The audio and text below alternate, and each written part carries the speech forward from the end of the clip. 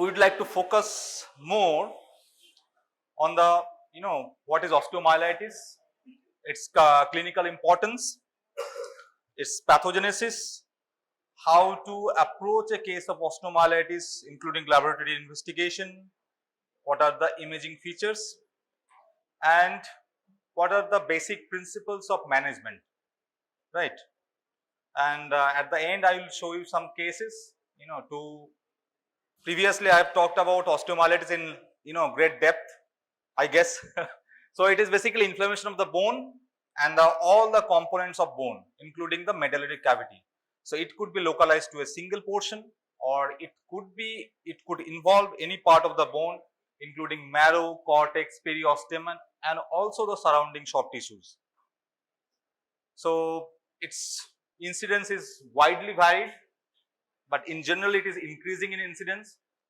The common age groups are: in children we see the hematogenous osteomyelitis, in the middle-aged adults we see most commonly diabetic foot, that is a foot osteomyelitis, and it is gradually increasing in incidence, that is post-traumatic or post-surgical osteomyelitis.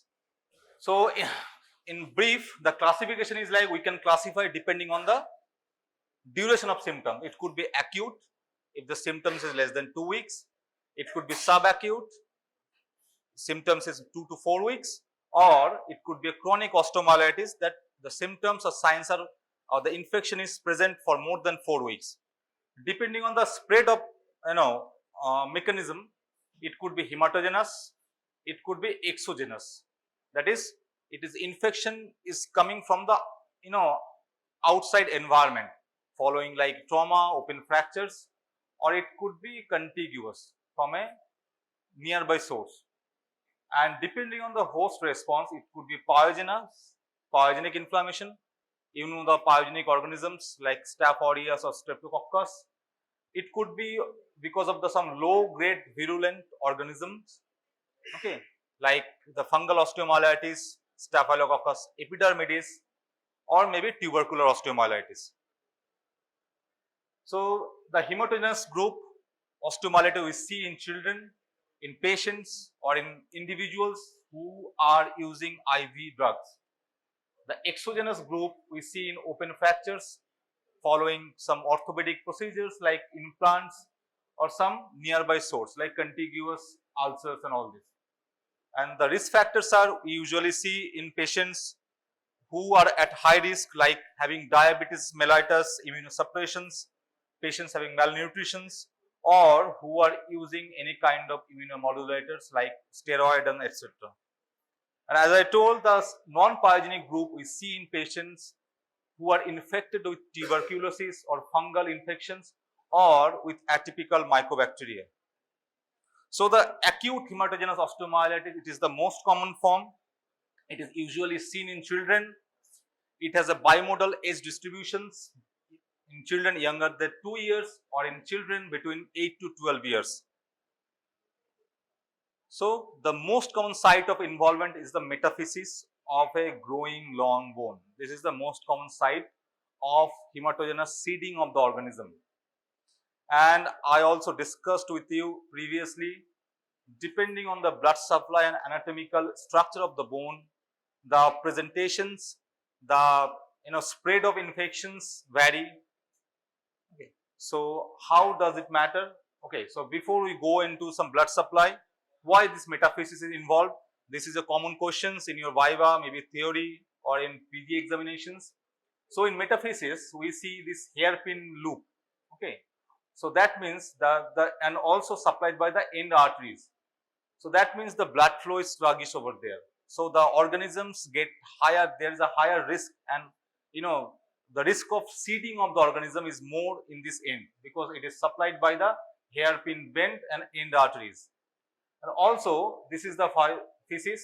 So this is the growing part of the bone. So what happens, the bone turnover and also the immature cells, degenerative cartilage cells, they are populated over this region. So these cells, and because of this high turnover rate, this area is prone to infections, infectious bacterial seeding. And also Another important factor is this area there is relative lack of phagocytosis. Okay, so the organisms can potentially survive in this region and can thrive, and this region also is more prone to trauma, and also the blood vessels have a single endothelial lining. So these are all the risk factors that impart higher risk of infection in this region in hematogenous osteomyelitis. So in short, what is the pathogenesis? After the bacterial seeding, what happens? There is inflammation. Okay, so inflammation, there is the cells are there is also inflammation. It leads to there is a edema which lead to local ischemia. Okay, it compresses the blood vessels and can cause ischemic necrosis of the cells over this region.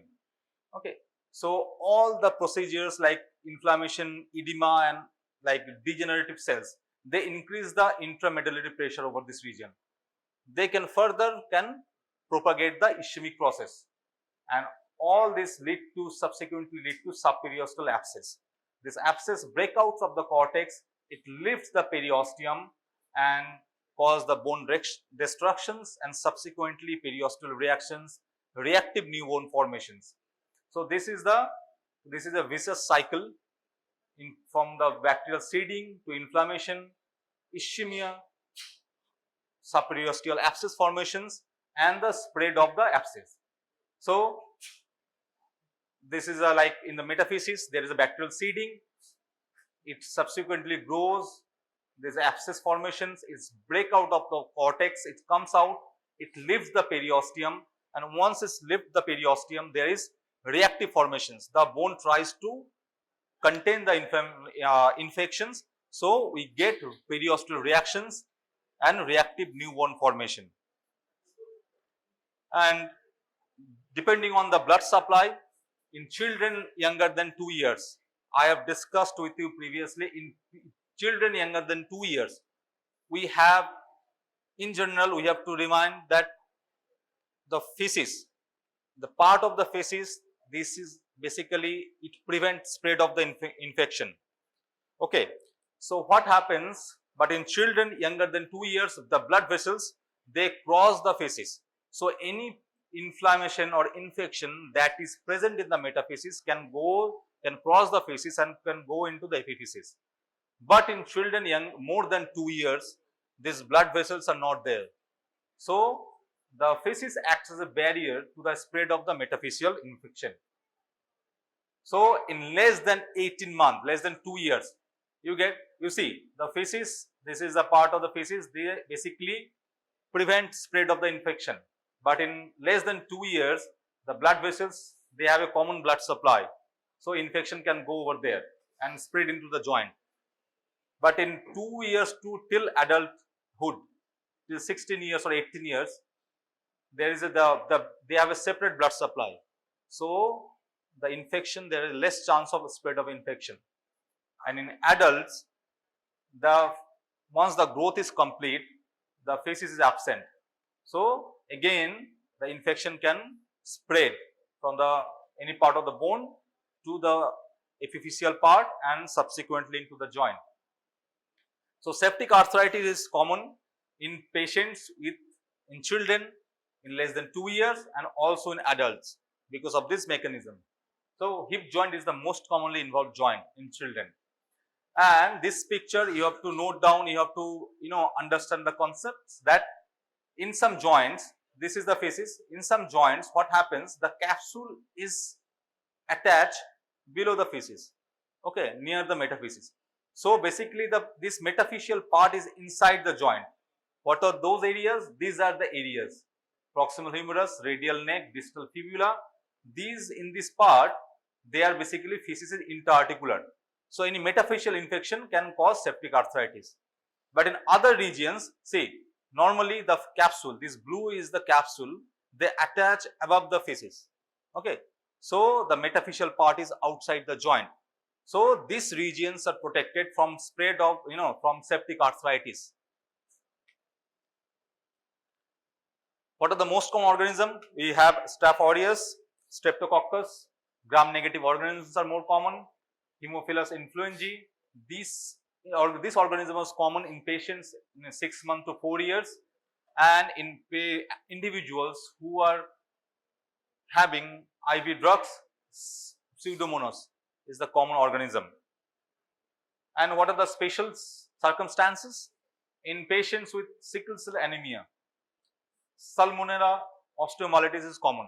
And what are the special characteristics? This osteomyelitis involves the diaphysis. Instead of metaphysis, they involve the diaphysis. Okay. In diabetic foot, this is a polymicrobial in nature. They have gram-positive, gram-negative anaerobes. In patients who are immunocompromised, they have a infection with some low virulent organisms or some atypical organisms like fungi, atypical mycobacteria, etc. Now, how do you approach? If a patient comes to you, how do you assess the patients? How do you plan to investigate? So, your approach starts with the history. You first get the proper history, the duration of the symptoms, the nature of symptoms, the gravity, the severity of symptoms. Then you start your physical examinations. You examine the part of the region affected, and then you order some laboratory tests. What are the tests? Blood counts, you see the total leukocyte count, you assess the ESR and CRP, these are the acute phase proteins, and also you get the blood culture. If you suspect osteomyelitis, you get the blood culture. And simultaneously, you get some radiological investigations.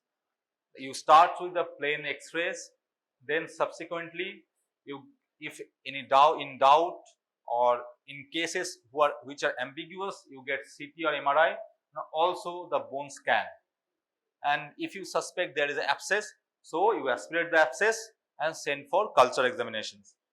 So, in clinically, acute osteomyelitis, the symptoms are more severe, the presentations is acute and severe, and patients having, the child has high fever with chills, they have severe bone pain, and in patients, in childs with lower limb involvement, they refuse to bear weight. Okay, they stop walking, or in upper limb, they stop using that arm. But in subacute form, it has an indolent course. They have a low grade fever, like occasional pain. The pain is not that severe, and very minimal systemic signs. Similarly, in chronic osteomyelitis also, you get these symptoms, very minimal symptoms, minimal signs, and the important features of chronic osteomyelitis is you get sinus, ulcer, the sequestrum. Okay. So, the symptoms are more severe in acute one, and gradually it becomes less severe with minimal symptoms in chronic form. So, physical examinations, if it is a lower limb or upper limb, you get to see the local temperature will be high, to palpation. Always examine from the opposite side, always compare with the opposite side. Okay. There will be limb soiling, it would be severely tender to palpation. Okay. The tenderness would be localized to the region of the bone affected. It is most likely in the metaphysis. Okay. And always in child with osteomyelitis, always examine the nearby joint. Okay. Because you should not take the risk of missing the septic arthritis, because they have a high risk of spread of infection to the joint. So, you have to examine the joint for septic arthritis. So, in lower limb, they either patients, a child with walking age, they have a limp, or can't bear weight on the limb. And in we get to see pseudo paralysis in infants. So, in very young child, if there is an upper limb involvement, they just keep the limb like this. So, it masquerade as a paralysis of the upper limb. So, this is also important sign that if you get a irritated child with systemic signs and symptoms and features of like that baby is not moving upper limb, it's like appears as a paralysis. So, keep in mind that it could be a septic arthritis or osteomyelitis. And important red flags, these are the danger signs. The patients having night pain or persistent fever, and who are non-responsive to the antibiotics, then you have to suspect that something is wrong and something is chronic. So osteomyelitis diagnosis, it's an emergency. Acute osteomyelitis, you should keep a high clinical suspicions. Even if you are like, based on the clinical suspicions, you can start your empirical treatment. Okay. So the presenting signs and symptoms vary. Okay. Even the high fever, chills, they could be less prominent in very young child. So you have to keep in mind, depending on the signs, symptoms and presentations, osteomyelitis in your differential diagnosis. And always, again, I am stressing the point, evaluate the joint for the evidence of septic arthritis. So the basic laboratory workup, you get the total leukocyte count, this is inflammation marker. In acute osteomyelitis, it is raised, but in subacute and chronic form, it could be minimally raised. So similarly, ESR CRP, they are raised in osteomyelitis, and they are very important for monitoring of the treatment, whether it is responsive to the treatment or not, because the CRP level falls within 48 to 72 hours. If the child is responsive to the treatment is working, then it starts falling after within 2 or 3 days. So you have to keep on checking CRP level after 2 or 3 days to see whether your treatment is effective or not. Similarly, you can get the blood culture, but blood culture sometimes they are negative. Okay, so you get positivity in 30 to 50% of the acute cases. Not all cases you get positive blood culture. So a negative blood culture doesn't mean that you don't have osteomyelitis. And finally, this is the bone biopsy. This is the gold standard for chronic osteomyelitis. So you get, you consider bone biopsy in chronic form. Now this is an important point. This is very important to understand. So once you order some X-rays, so depending on the nature, depending on the chronicity of the infection, depending on the duration of the symptoms, you get different X-ray pictures. Okay, so please keep in mind all the X-ray pictures, all the radiological features, and what are the excuse me, what are the reasons for this kind of, what are the basic pathogenesis for this kind of radiological changes. So initially, within 2 days, you only get to see local soft tissue swelling. So in X-ray, you see the local swelling, the normal fat planes, they are lost, but you don't get to see some typical features of osteomyelitis like bone destructions, periosteal reactions. They appear after 1 week, in 10 to 14 days. Okay. So once it progresses to the chronic form, subacute and chronic, then the bone destruction features and new bone formations, they are more prominent. Okay. So this is the earliest sign. This is within maybe less than 7 days in acute form. So see, there is in X-ray, this is the X-ray of the elbow, okay, in a very young child. So this appears as a soft tissue shadow. Okay, there is a fluid collections, inflammations. So this radio dense, a bit of dense compared to the surrounding. So this is the initial picture. Once it goes to the after 7 days, maybe 10 to 14 days, then the typical features of acute osteomyelitis, they appear. You get periosteal reactions. What is the reason for the periosteal reactions? Because the metaphyseal cortex breaks and the pus comes out, it elevates the periosteum, and the bone, this is the response to of the bone to contain the infection. So the periosteum react with the new bone formations. So this kind of periosteal reactions you see, irregular periosteal reactions and some lytic changes, some minimal changes of bone destructions. This typical features you get after 10 days. Then it goes to the subacute and chronic form. So gradually, if the child is not treated and the diagnosis is missed or it progresses to chronic form, then the more severe features of bone destructions. You see, almost it is a heterogeneous with bit of thickened endosteal sclerosis is present, periosteal reaction is present. And finally, in the chronic form, in 6 to 8 weeks, you get to see the typical features of chronic osteomyelitis. So, what are the typical features? The 3 names. The sequestrum. This is the infected foci. This is the radiodense sequestrum. The involucrum, the surrounding reactive bone, and the cloaca. This kind of hole. You don't get to see cloaca in every X-rays, but this openings in the involucrum. So, what are the purpose of cloaca? Why do you see this kind of holes? For the drainage. Okay, so this is the infected foci in the bone. Surrounding tissues are involucrum, and in involucrum you get to see sometimes the cloaca, so that the the content of the bone, infected material, they drains out through these openings. So again, in chronic form, this is the radiodense sequestrum. This is the infected foci. Okay, the surrounding tissues, because the sequestra is the infected foci, the necrotic bone. So once this necrotic, in chronic form, you have to remove this necrotic bone, because this is the main source of infection. This is the main source of chronicity of the infections. This is avascular. So it is like very resistant to antibiotics.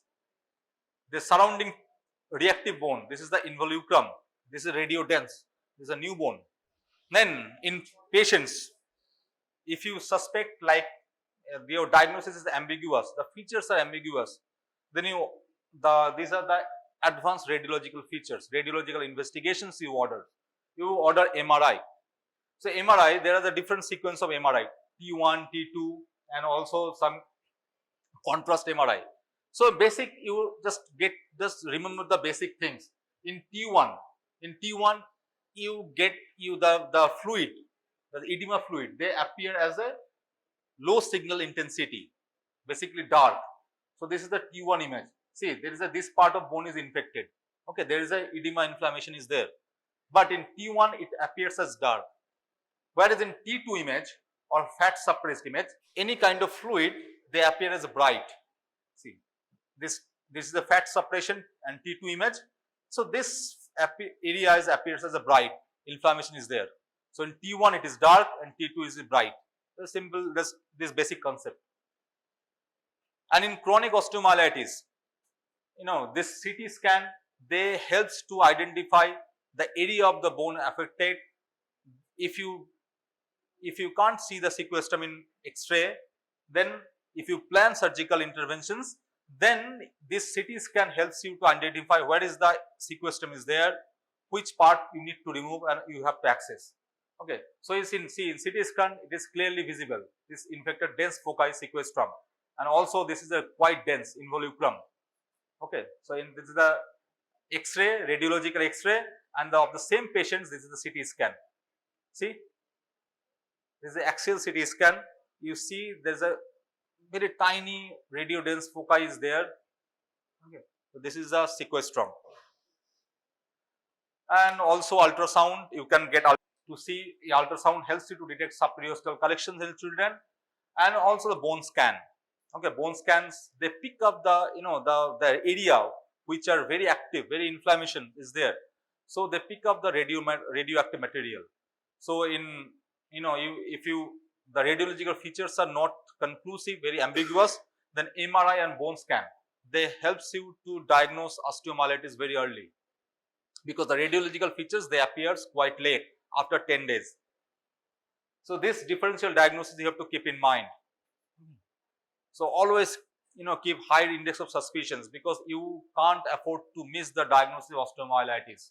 Cellulitis, soft tissue abscess, septic arthritis, this could present along with septic osteomyelitis.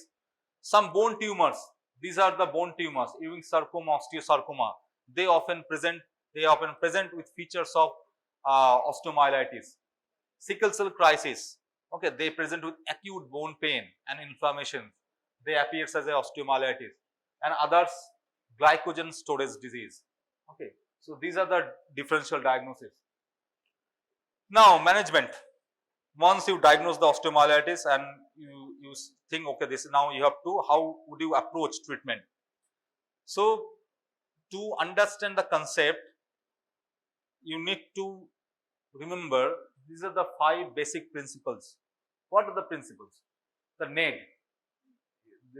he was the scientist, he proposed that the number 1, the antibiotic is effective only before abscess formations.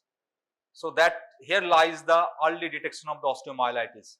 So if there is a abscess formations and the starting, if you delay in starting the antibiotic, then the effectiveness decreases. So always suspect osteomyelitis, diagnose it and start the antibiotic as early as possible. So antibiotic do not sterilize avascular tissues and abscess, okay, because these tissues are avascular. So such areas require surgical removal. So once there is abscess, you need to drain it or either percutaneously or surgically. So once you drain the drain the abscess, then you can close the wound, okay, and then start the antibiotic. Since in any infected region, the region is quite, basically there is a ischemic changes are there. So when you plan surgery, do not damage the vascularity, do not be over aggressive, always handle the tissues very gently, because surgery should not damage the already ischemic bones and soft tissues. And antibiotics to be continued after surgery till CRP normalize. So even after surgery, you have to continue the antibiotic. So the surgery antibiotic, they are complementary. So in patients in acute osteomyelitis, you start the general supportive care with IV fluids. Analgesics is important to ease the baby, to give comfort to the baby, to the patients, and always keep the limb in comfortable positions. You can splint the limb to decrease the pain. If there is no abscess, start empirical IV antibiotics. It should be started as early as possible. Thus, how do we monitor the treatment? Get the CRP value, get the baseline CRP value, and after starting the treatment, get it done every 2 or 3 days and get the trend. If you see that CRP level is on the decreasing trend, then you are sure you should be, it should give you comfort that your treatment is effective and that the baby or the child will recover. If there is no response to the antibiotic treatment after 2 days, then what could be the reasons? The reasons could be either it could be that your antibiotic is not responsive, means that the organisms you are suspecting, they are resistant to the antibiotic, or there is an abscess formation already has happened. So if there is abscess formation, you have to drain it. So that needs drainage. So these are 2 main indications for surgery. What are the indications? If there is abscess formations and the patient doesn't respond to antibiotics. This is a very simple flowchart to help you understand. If you suspect osteomyelitis, but always importantly, do not rely on the lab investigations or x-rays. Always physical examinations, history is very important, because sometimes you have to start treatment based on your clinical suspicions, because lab investigations or x-ray features, they are not always very pathognomonic for the osteomyelitis. So after you suspect osteomyelitis, get the lab test, blood cultures, you get the x-ray features and you can start the treatment. But in equivocal cases, if your radiological features, lab tests are not conclusive, then you go for the MRI. And also if you suspect that is the abscess formation is there, you can aspirate the abscess, you can aspirate the region and send for biopsy or culture investigations. Then you start the empirical antibiotic, and based on the culture report, you change your antibiotics. And you monitor your treatment with serial assessment of the CRP level every 2 or 3 days. And despite all this, if treatment is non-responsive, treatment is not effective, then you have to plan your surgical treatment. This is antibiotic. What are the antibiotics? Which are the commonly used antibiotics against these organisms? So like you know better than me, the pharmacological part. So in group B, streptococcus, gram-negative, ampicillin, gentamicins. If there is a staph aureus, okay, so this is the basically antibiotic related. So you can like get the chart and take the picture. So what could be the complications if your acute osteomyelitis failed to respond to treatment, or the treatment is delayed or neglected? It could progress to chronic osteomyelitis. It could be septic arthritis, and it is a very devastating complication. Septic arthritis can damage the joint permanently. So similarly, septic arthritis or osteomyelitis, since it is near the growing region of the bone, it can lead to growth disturbance. Okay, growth, that means it could be lead to angular deformities could be there in future, or the growth could be stunted, and it could lead to septicemia, DVT. DVT is deep vein thrombosis, and pulmonary embolism. So now subacute form. Subacute form, as I told previously, it is like these are caused by the low virulent organisms. So the symptoms and signs are very minimal. It is unlike acute osteomyelitis, it has a very indolent course. Okay.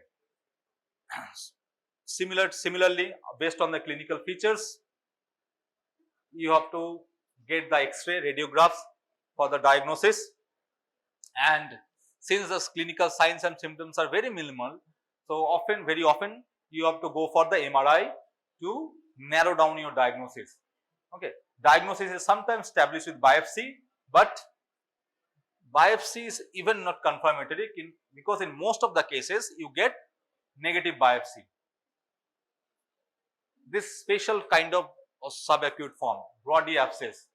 Okay, this is a kind of subacute osteomyelitis. They affect the the end of the long bone, the metaphysis, caused by the low virulence organisms, very minimal signs and symptoms, indolent course is there. So in radiology, you get to see the osteolytic foci surrounded by a sclerotic rim. So this is the typical features of a Brody abscess. Okay. So if in doubt, you go for the MRI, and the treatment is you have to drain out the infected region followed by the antibiotic. The typical features of Brody abscess. You see the growing region is affected in the metaphysis. So there is a schematic diagram.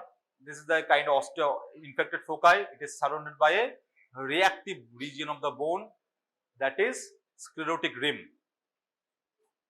What is this? This is a T1 image. Okay, because it is the fluid is appearing as a dark, and this is a T2 image. The fluid appears, the inflamed region appears as a bright. So this is a typical radiological and MRI features of a Brody abscess.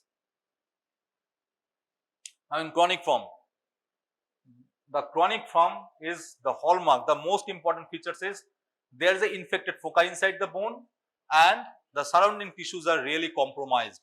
It could be a defect in the surrounding tissues. They are maybe compromised in a blood supply. They could be ischemic. So these are the main features of chronic form. So this sclerotic foci, it is surrounded by a relatively ischemic or scarred soft tissues and avascular thick periosteum and bone. So they basically seal off this area from the blood supply. So the antibiotic alone is not effective. They don't reach this area in sufficient concentrations to neutralize this infection. So see, this is the sequestrum. This is the infected foci, and involucrum, this is surrounding tissues, the surrounding reactive bone formations.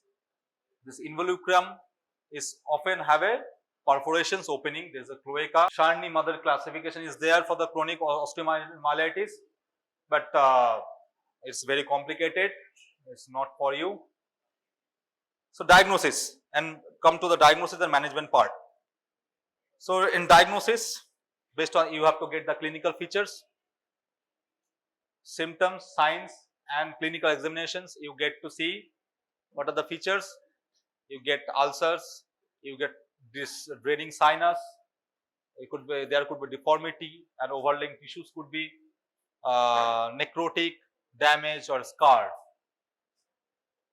So, in chronic osteomyelitis, the main form of mainstay of treatment is the surgical removal of the infected foci and followed by the biopsy. Following the surgical removal, you have to start the antibiotics, and also after removal of the necrotic foci, you have to do some kind of reconstructions. So, this was the tibial osteomyelitis. Okay. After removing the infected regions, what we did, we put some, this is a whitish dots you see, these are the PMMA beads, polymethyl methacrylate cement beads. Okay. So, they have antibiotic beads. We have mixed the antibiotics in the cement beads, we can put inside the region. So, they deliver the cement in high concentrations to this infected region. Okay.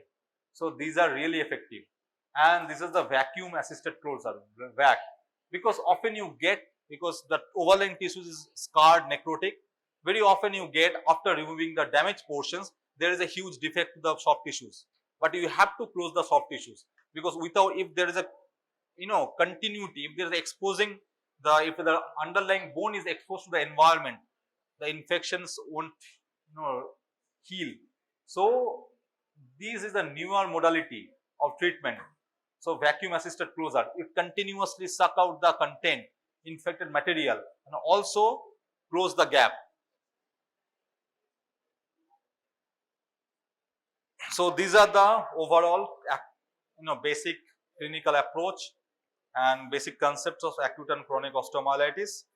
Before I finish, so there are the 2 or 3 couple of cases. So, just try to focus, and you have to answer the, you have to apply your brain. So, the first one is, this is a 10-year-old boy. He has the symptoms of 5 to 6 to 7 days of fever and also pain on the thigh and hip region. He is walking with a limp. In examinations, you get high temperature. The region of the thigh is tended to palpations. There is a swelling, and he is refusing to bear weight. Okay. In lab, you get all the values are high. PLC, ESR, CRP, they are quite very high. You even get the blood culture, it comes positive for the Staph aureus. So, what could be the diagnosis? Acute osteomyelitis of the thigh. So, what are the imaging features? Now, in imaging, you order the X-ray. What features you get to see? What do you think that after 7 days, what features you think that you can see in the image? X-ray. Abscess is not visible in X-ray. Yeah, after 7 days, you get some kind of lucency, periosteal reactions. So, lucency is there, and then see thin periosteal reactions. Okay, the changes starts appearing after 7 days, and then I get the MRI. MRI we get metaphyseal abscess and subperiosteal collection is there. Now, what do you think? The treatment? Antibiotic. Anything more? Exactly. So, this is the catch, because it has abscess. So, once the abscess forms, you have to drain it. You continue the antibiotic. So, this abscess formation is there. So, IV antibiotic and surgical drainage. These are complementary. You have to do it simultaneously. And after treatment, after you drain the abscess, what happens? The CRP normalizes by 10 days, but you have to continue the antibiotic for 4 to 6 weeks. Maybe IV antibiotics. So, there is a different protocol for antibiotics, but in general you can continue the IV antibiotic for 2 weeks followed by oral antibiotics. Case number 2, this is the adult patient, 45-year male. He had an open tibia fracture. Open means the tibia fracture, and that was exposed to the, that is called open, because previously we used to call it compound. It is not compound, it is open fracture. So, 1 year duration, then subsequently developed sinus and pain. On examinations, you get first discharge from the sinus, local temperatures are raised, and there is a local signs of inflammation is present. ESS, CRP are high, but not that high. Yeah, it is definitely high. WBC level is, unlike acute form, it is not, it is quite normal, and in culture you get MRSA. This is very dangerous. So, in X-ray, what do you plan to see? What is this? What is that? Yeah, this is a chronic osteomyelitis. So, the tibia, see, all the features of a chronic form is present. And then management. How do you plan? Only antibiotic or anything more? Yeah, that is sequestrectomy. The debridement and sequestrectomy. So, sequestrectomy, we put the beads, we can put the vancomycin beads, cement beads, and since the soft tissue coverage was very precarious, we have to close it with a muscle flap coverage. Okay, these are the beads and then coverage and followed by the antibiotics for 4 to 6 weeks. And case 3, this is not that interesting. This is a diabetic foot. The patients having diabetes mellitus, there is a foot ulcer. Serous discharge was present. In X-ray, you see bone destructions and features of cortical erosions. So, this is a diabetic ulcer, diabetic osteomyelitis. So, since there is abscess formation, we have to drain it, followed by the debridement and antibiotic treatment and control of the diabetes mellitus. So, the first and foremost, high clinical suspicions, early diagnosis and treatment. Okay, because chronic osteomyelitis is both acute and chronic, they are very devastating for the child and for you also. Chronic osteomyelitis is very difficult to treat. So, early diagnosis and treatment is very important. And in patients who are not responsive to treatment, if it is a chronic osteomyelitis or if there is abscess formations, you have to combine your surgical debridement with antibiotics. Monitor your treatment with the CRP level and involve the multidisciplinary team of infectious disease specialists who can give you advice about the antibiotics, team of plastic surgeons who can help you to plan the coverage of the wound,